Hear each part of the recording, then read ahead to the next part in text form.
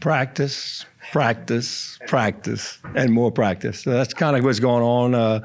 It's been going really good, though. You know, we're getting closer and closer, and we've added a lot of things the last couple of weeks and stuff. So it's been really good. I call it an army. It's like we have an army out there right now.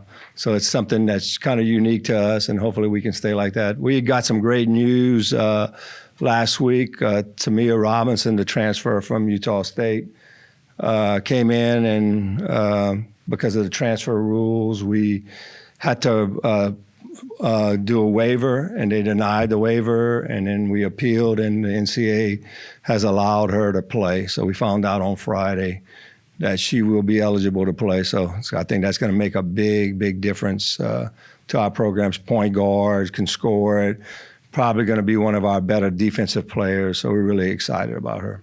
And she's been practicing all along. Yeah, she played in Costa Rica and all that. We took it to where we practiced her like she was going to be eligible. We just didn't think it was going to take that long. But yeah, we rotated her in. She played a lot in Costa Rica too, so it paid off. So it's kind of a unique schedule in that you essentially have like 3 exhibition type games with Auburn and the MAC Challenge in the middle. So how do you kind of like look at that stretch of the first 5 or 6 games, It's just tough to schedule when, you can't be at home too much. I think that was the biggest thing. We're doing the MAC Challenge because of the volleyball situation we have here. We were supposed to play at a different date. Bob and them are going away to play the MAC Challenge. We were here. So the dates that they had gave us, we couldn't use, so we had to try to find a date to be able to play. And I didn't think it matched up that well with the Auburn. I mean, you're right. It's not a great situation for that quick. I like to play and then go back into practice and work on, and that's not the situation, Now, the great thing is we have a lot of people that we can play, so hopefully everybody gets the opportunity to play. And then we go to Auburn, that'll be a tough one. And I'm not sure about Kent State, too much. We watched a little bit, but, it's like when you play somebody from another conference like that you have never played, we'll have to, kind of see how that works out. But what I'm saying is for this first game, like, are you going to have to, like, normally in a first game like this, you would play everyone, but do you need to kind of prepare for Auburn a little bit and not play everyone in this first game? Yeah, I mean, I don't think, no. I mean, I think you play the first game and you play it, to where you give everybody opportunity if it comes their way, And then, we'll get back into practice preparing for Auburn before we go there. But yeah, I mean, I think you just treat it as a regular scheduled game, and you get ready for Auburn. We kind of already know. We played Auburn last year, and probably the last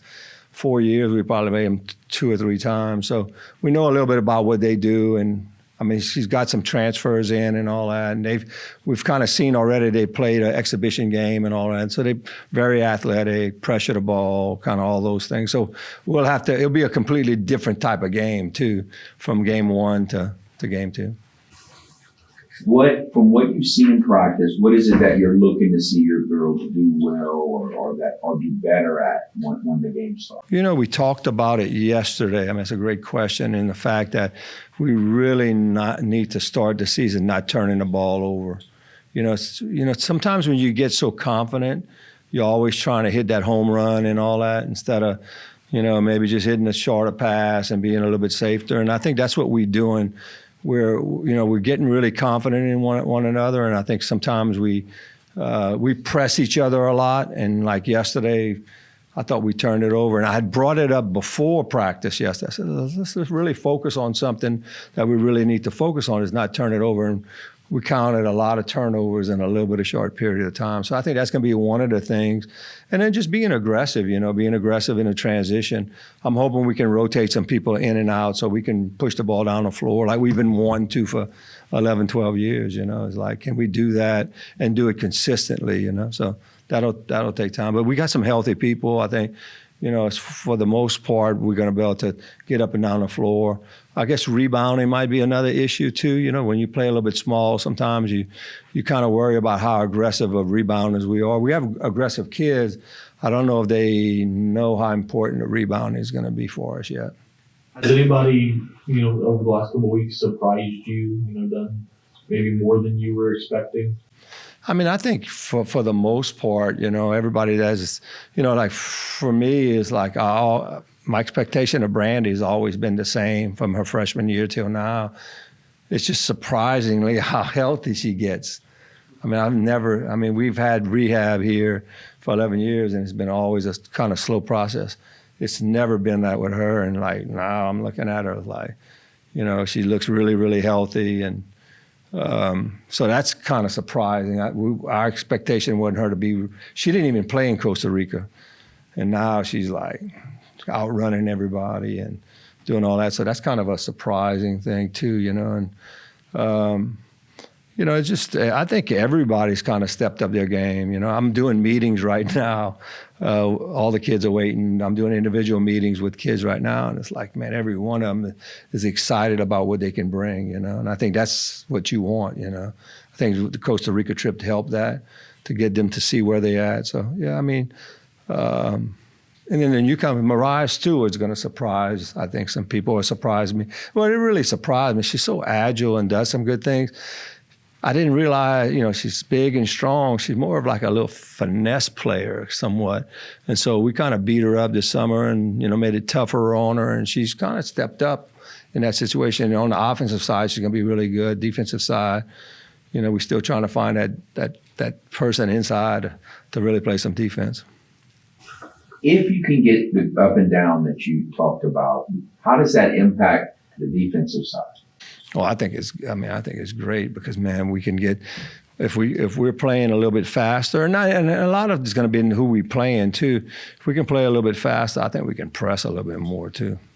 In the past, we would go into timeouts, and I mean, every timeout I went into, I said, hey, let's press, and then my coaches are looking at me like, whoa, coach. I mean, you're just coming out of a timeout, and you playing 8 people, and you're trying to do too much. So I think with this team and playing fast, having the numbers and all that, I think because we really do have certain kids that are really, really good when we pressure the ball. And then we have certain kids that play. And I think that's the thing is when you have a team and you can have different lineups that can do different things, are going to help. And I think that's what's going to be like. All of them can run. All of them can push the ball down the floor, and they're going to be aggressive. And not all of them can press in the full court. You know what I mean? Like we do a lot of the zone press and stuff now, like a 1-2-2 and stuff like that. But man, we turning ourselves over a lot. We're getting better and better and better at it. Besides, you mentioned Brandy. Is anybody going to be limited in these first few games? Yeah, Lene Wheaton's going to be limited, and Alicia Blanton. They're kind of coming back. They're both in practice right now, but they'll practice a day, and they might take a half a day off, and then they practice. So it's kind of like what they call return to play. It takes a while. So I'm thinking on Monday, they'll be definitely limited. I mean, they'll get some minutes, but we'll limit their minutes to see what it looks like. Do you plan on limiting Brandy at all, or is she? You know what, man, our athletic trainer is like saying she's ready to go. I think that, we're going to probably not play as many minutes as she probably could. Yeah, so I would think we would limit her and D. Rice. We know we always overplay D. Rice early on, especially in the big games. So we're trying to be able to do that this year. So when we get into conference, they're not all. I mean, Tamara was playing 35 minutes a game. I just don't think we need to do that at the beginning. We're going to try not to do things like that. What about for you being, you're a wily veteran and getting started and things of that nature?